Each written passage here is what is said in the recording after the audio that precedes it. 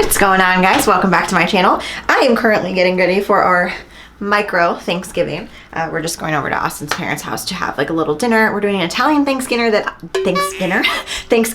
that I made with the help of my mom, because my mom is like hardcore Italian, and I don't know about you guys, but I personally hate those doodles that live behind me. I hate regular Thanksgiving food. I just think it's gross. I need to shut this window. So we decided to do an Italian Thanksgiving this year, and I'm just getting ready for it. And I figured I would just do like a little chatty get ready with me. The last one of these I did before my wedding, you guys really liked, and it was just kind of like hang out, talk about some stuff. And I kind of have a few things I want to talk about today. So welcome to today's video. I hope you enjoy. As far as everything that I'm going to be using in today's video, like makeup wise, I will link most of it in the description box, because I'm not really going to do like a makeup tutorial because I really don't have enough time today. So this is actually just going to be like a true get ready with me. This is how I'm doing my hair and makeup. So I will try to link everything. Hopefully I don't leave anything out in the description box. After my mental health video that I posted like 2 weeks ago, I think, so many people were like so supportive on that video, and I was actually shocked, to be honest with you. And a lot of people wanted me to kind of like talk more about it, because, you know, I do feel like mental health in general, especially anxiety and depression, gets such a bad connotation. Like, you know, I personally deal with my trauma by like joking and laughter, but then there are really some days that I'm like, okay, I should really talk about this because it could potentially help somebody. So I also didn't realize that so many people did not know that I suffered from anxiety and depression and take medication daily. It's not something that I'm ashamed of. It's just, I don't really like talk a ton about it on my channel, because sometimes, like I said in the mental health video, people will be like, oh, you're just seeking attention, you know, and I just don't want that drama on my page, you know. I just kind of figured it would be a good opportunity, because I do know that the holiday times, just, you know, in the winter in general, can be difficult for people, myself included. And that's kind of one of those things that I learned last year, because I've never lived in a dark, dreary climate like Iowa before, and I didn't know how it would affect my mental health until I moved here. It was really hard for me. Like last January, I would say, like, was kind of the worst for me. And I think the hardest part, honestly, about dealing with both anxiety and depression is that, at least for me anyway, I'm really self-aware, and I know that what I'm thinking and what I'm feeling is not like realistic, or it's not logical, but I can't stop my brain from going there. So I started noticing this actually when I was really young, like super duper young. I developed a really intense fear of vomiting, and I don't entirely know what started this fear, to be honest with you. Still to this day, I like can't recall having a super serious traumatic event with vomiting. I remember throwing up on a plane as a kid, and like in the backseat of cars, and always being like super embarrassed because I would get really bad motion sickness.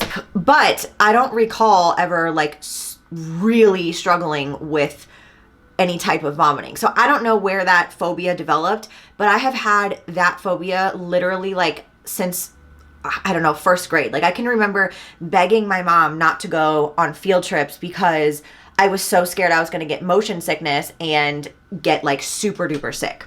So that was kind of like the first time that I realized I had super, I don't want to say like not logical, because to me it was logical, but like it was the first time that I really noticed like, okay, I'm really afraid of this. Not just like, I don't like throwing up. I mean like full blown panic attack. I would lay on the floor and like cover my mouth if I felt like I was going to throw up. It's just so bizarre. And I noticed that as a child. Like it was not that I wasn't aware of it. I knew that I was really afraid of throwing up for some reason. As I got a little bit older, that kind of manifested itself in different ways. I don't know if that's necessarily like the root of my anxiety, like where it started, but I know that that plays a huge role in it. So then I started getting really scared of like burglars. That was like the next thing that I was like afraid of. I was like deathly afraid that somebody was going to break into my house as a child and like kidnap me. And now granted, my mom, bless her heart, she was like huge on the stranger danger, and like she used to make me look under the cars when we were going in the parking lot. Wouldn't you know, I still do that to this day. She, not intentionally, but I think she made me super nervous about things at a young age that I like didn't really know that it was going to affect me as bad as it did. So like I was always afraid of someone kidnapping me or breaking into our house, or I would get stuck somewhere and I would throw up and couldn't escape. So like all these like triggers for me started like stacking. And I think that that is when I started realizing like I was living the majority of my entire life in fear of something at some point. Like it wasn't just like I woke up and I was like, oh, okay, today's gonna be a good day. Like no, I literally woke up every single day for as long as I could remember and have some fear about something, whether it be throwing up, getting kidnapped, getting my house broken into. I mean, it was just, no matter what it was always something that I was like deathly afraid of. As a kid, my mom, she put me into therapy at a young age because I was struggling in school, like not in a bad way. I was actually like ahead, and I was getting really frustrated in school because I could read a little bit sooner than the other kids, and I would just get super frustrated. So I started becoming like really unhappy, and I have a really hard time also because of this remembering like dates in certain orders. Like I don't know what really came first, but this is just kind of how I remember it. And so that school that I was in, I want to say that was like kindergarten. My mom took me out of it and I got put into like a special school where they have to like, your child has to meet with a psychiatrist and they have to like evaluate you and see like where you fit in this like special school. It's called Clercy Academy, and I went there in elementary school. And that is kind of when I started like talking to these therapists as a child. Not that I really recall that stuff, but this is just like the kind of like progression, you know? As I got into like my teenage years, like kind of fast forwarding just a little bit, that was when I started becoming super self-aware of like some of these intense fears that I had that were not normal, for lack of a better term. You know, like most other kids were like hanging out with their friends and going on field trips, and like at that point, if I'm talking teenage years, you know, the high school stuff, and they were drinking and I was not, and I didn't feel like I fit in because I was so scared of everything. And then, you know, for a while I just kind of thought like, oh, that's just kind of like the way I am, like it's, you know, whatever. And then when I saw my first like quote unquote adult therapist, which was in Florida when I was like 16, he diagnosed me with generalized anxiety disorder, which is kind of like, in my opinion, like an umbrella term. Like I feel like they just say that to people who like, you know, are like, oh, I'm anxious all the time. They're like, oh, GAD, you know? So that was kind of like my first experience with understanding what was quote unquote wrong. But there really wasn't much that like I did at that age because I was just too young to like comprehend how I viewed the world. And I was just like, okay, the world is a scary place and I'm just anxious 24/7, and that's just how it is. So from like 16 to, I don't know, I'd say like 19 or 20, it just for me got progressively worse. Like I started dealing with like panic attacks, and like I was so afraid of anytime I went somewhere, I was thinking like, okay, if the mall gets shot up right now, like where am I gonna escape? Or if I stopped going to movie theaters because I was so scared of movie theaters.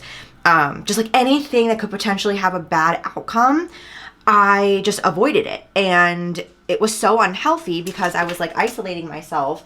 And then because I was so weird or off, different, whatever you want to call it, then I kind of got into the like unfortunate situation of getting into toxic relationships at an early age, which when you are somebody that struggles with anxiety, depression, issues like that, those people and those relationships can really make you feel like you are a total piece of shit and that it is all you. This is of course prior to me really like understanding as much about mental health as I do now. So I was just kind of like in this weird stage of like adolescence where I was unknowingly struggling with these issues and just kind of like talking to a therapist about them, but not really understanding like what I wanted to do moving forward, you know? Then we're going along the mental health Mander's journey.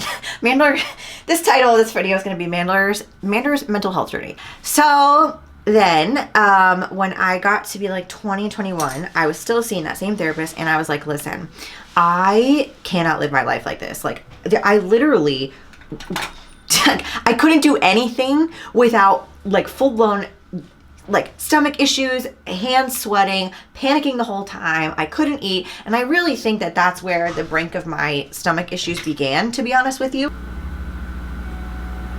Love when you mess up liner, so you just have to keep extending it. Quick side note, if you ever fudge up your eyeliner, take just like a little makeup wipe like this and put your nail underneath it and just kind of wipe upwards to give it that like swipe and fade effect. And if you mess it up, you can just redo it. Good enough. I kind of feel like that's where a large majority of my stomach issues stemmed from, to be honest with you, was like when I started realizing that like those things were connected, because your mind and your gut really is so connected.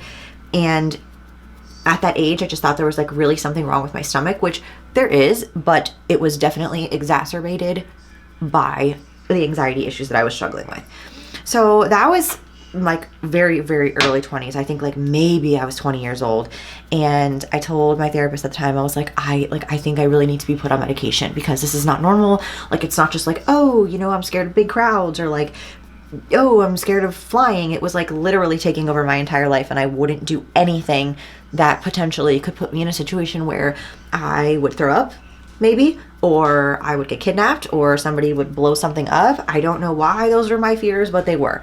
He was kind of like an old school therapist, and he wanted to put me on Prozac. I think that was the first one.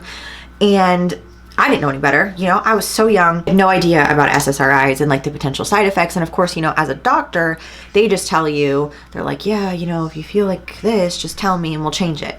But like, I don't remember ever being like fully talked to and fully explained the potential issues that could happen with being on SSRIs. And especially at that age, you know, like that's such a critical age in your life. So I'd say I was on that for like a couple of months, and I have never been somebody that was like struggled with like self-harm or like truly suicidal feelings until I was put on Prozac. And there were a couple times I was just like driving my car, and my brain, like the best way that I could explain this to somebody who doesn't really fully understand this is it feels like I live with like two brains, or my one brain is split in the middle, and I have half of a logical brain and half of my panic/anxiety brain, and they are constantly just like fighting with each other all day.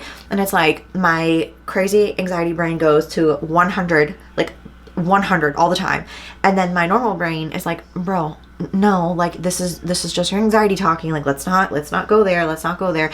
And then they're just constantly like going at each other all day long. Sometimes can compare it to having 37 tabs open on your Internet Explorer or Chrome or whatever, not being able to close them. So that's kind of like a generalized breakdown.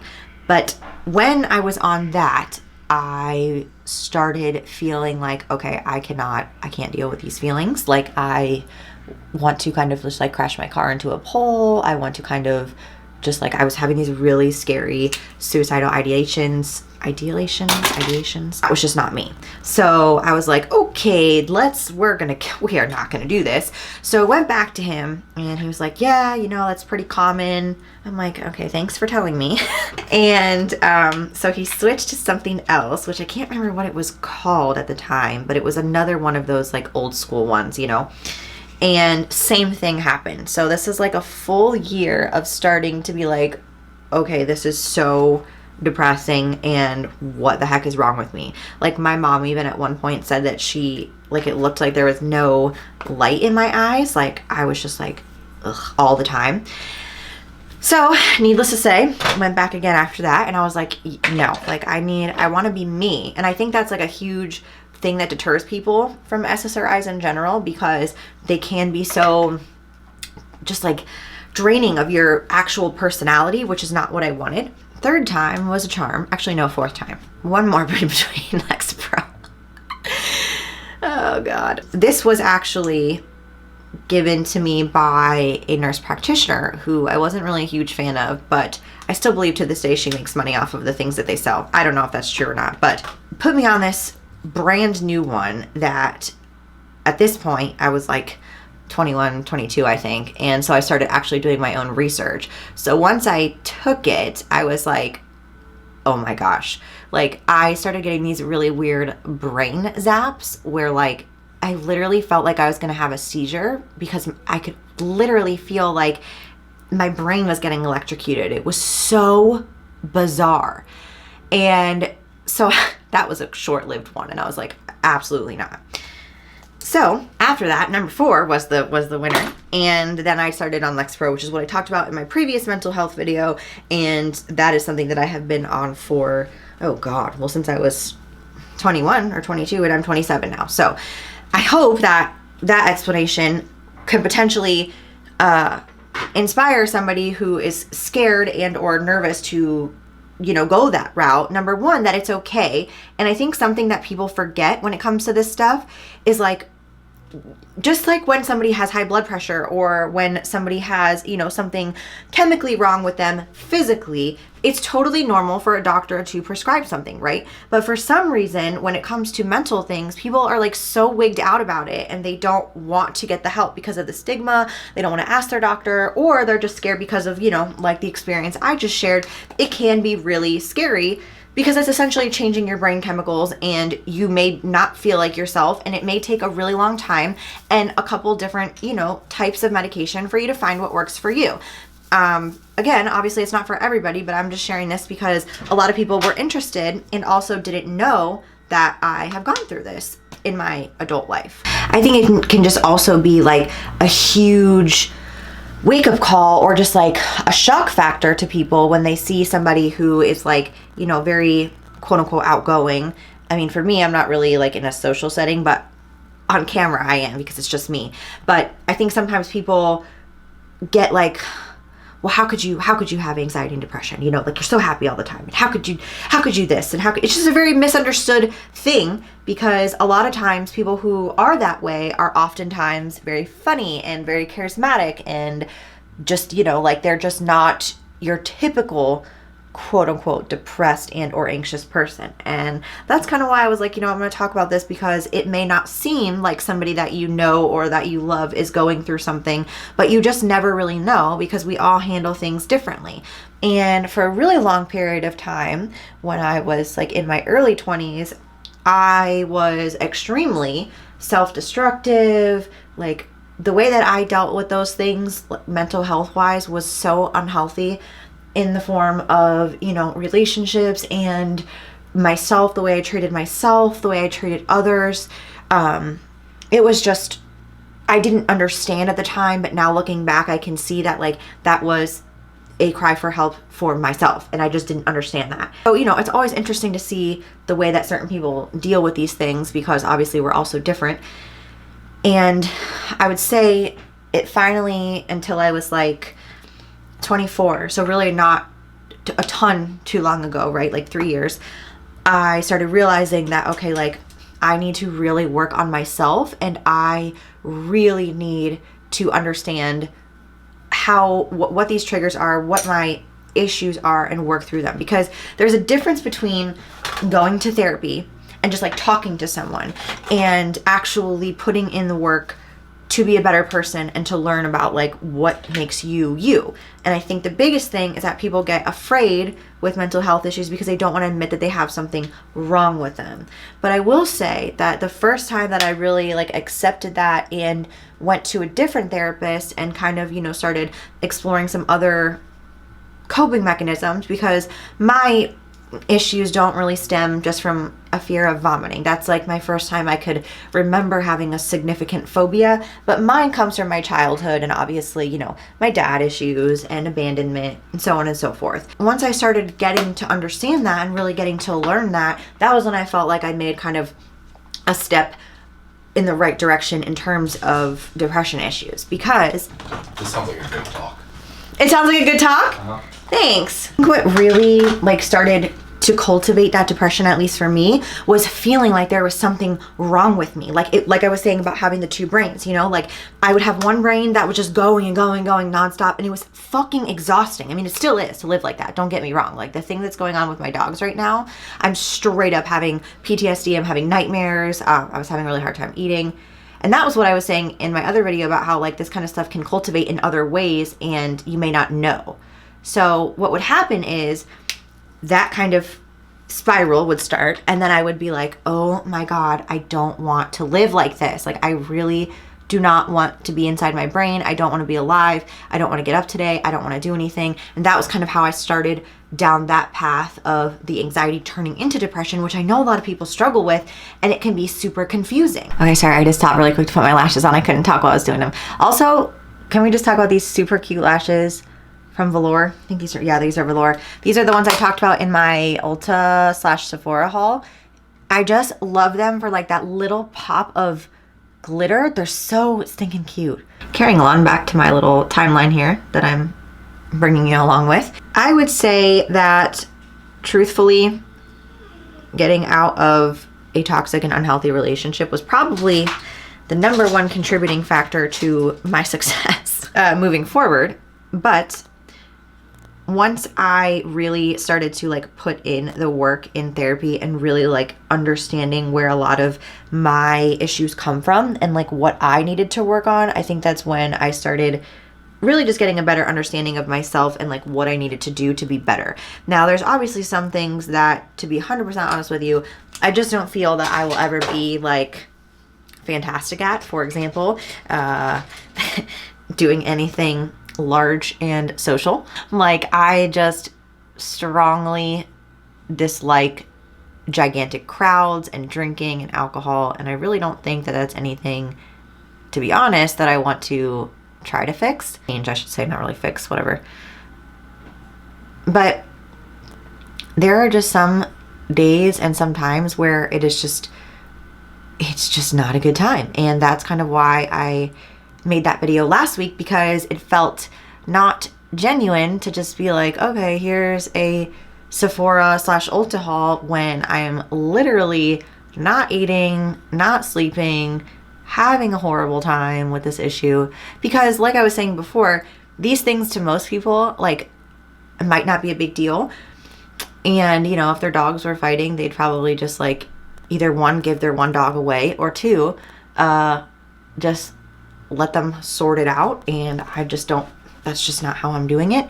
But because of the way I am, it's also causing me a ton of anxiety and stress about the situation. And I mean, rightfully so. Like, this is not an easy thing to deal with, okay? Oh, okay, well, I guess I'm doing brown. I didn't know we were doing brown today, but I guess we're doing brown. Whoops. So I feel like that was a tingly one. Whatever. Of that to tell you, number one, you're not alone. If you feel like your brain is just not doing it for you, you're not alone, number one. Number two, don't be afraid to ask for help if you need help. There's literally nothing wrong with it. And nobody bats an eye when other people, you know, are sick and ask for help or anything like that. But I really just hope that this perhaps inspires somebody somewhere, that if they're thinking about, you know, either reaching out for therapy or just like talking to somebody about their mental health, hopefully it helps in some way, because I just wish that more people would be willing to talk about it, because I really feel like we wouldn't have as much stigma around the mental health in general if more people were just open and honest about it. Because I guarantee you there's more people that struggle with this than you even realize. Hopefully that will, or this did in a sense, help you feel like a little bit less alone if you are somebody that struggles with this. But that's all that I wanted to talk about today. So I hope you enjoyed. That is the end of this video. I hope that you guys enjoyed. Maybe just did your makeup too, caught up, hung out with me a little bit. And now we are off to have our Thanksgiving, Italian Thanksgiving. So hope you guys are having a wonderful day. I hope you had a safe Thanksgiving. And probably, I think, actually now it's the end of November, Vlogmas, which is not really going to be the full Vlogmas this year. It's going to be starting. I just cannot, with everything going on, I can't do 25 videos. One every day. Too much, way too much. I just tried to do the 12 days of Christmas. But with that being said, I love you guys. Thank you so much for your support as always. I'm gonna finish curling this hair up and head out so we're not late. And I'll see you in my next video.